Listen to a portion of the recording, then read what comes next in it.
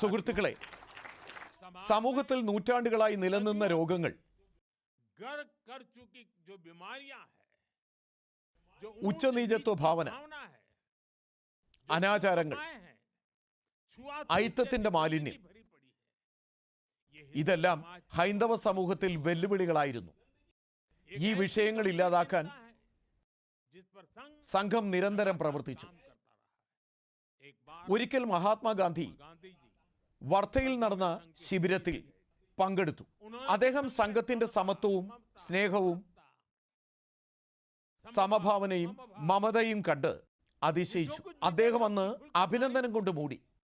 നിങ്ങൾ നോക്കൂ, ഡോക്ടർ സാഹബ് മുതൽ ഇന്ന് വരെ സംഘത്തിലെ ഓരോ മഹാന്മാരും, ഓരോ സർസംഘ് ചാലക്കും അയിത്തത്തിനും അസമത്വത്തിനുമെതിരായി പ്രവർത്തിച്ചു.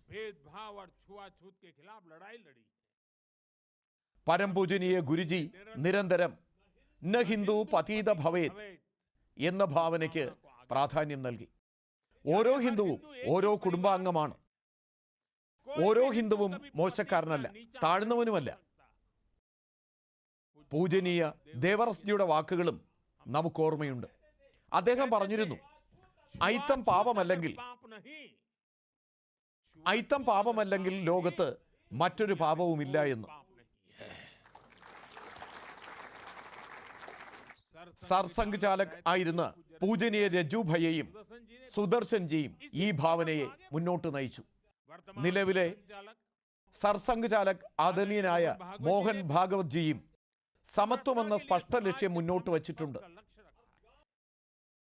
ഗ്രാമങ്ങൾ തോറും സംഘം ഈ വെളിച്ചം പകർന്നു നൽകുന്നു.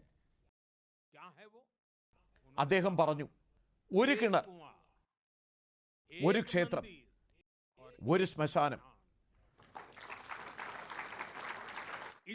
ഇതുമായി സംഘം രാജ്യത്താകമാനം സഞ്ചരിച്ചു. ഒരു ഭേദഭാവവുമില്ല, വ്യത്യാസങ്ങളില്ല, മനസ്സുകൾ തമ്മിൽ അന്തരമില്ല. ഇതാണ് സംഘത്തിന്റെ അടിസ്ഥാനം. എല്ലാവരുടെ വികസനത്തിനായുള്ള നിശ്ചയം ഇതാണ്. സംഘം നിരന്തരം ഇതിന് നവശക്തി പകരുന്നു, ഊർജം പകരുന്നു.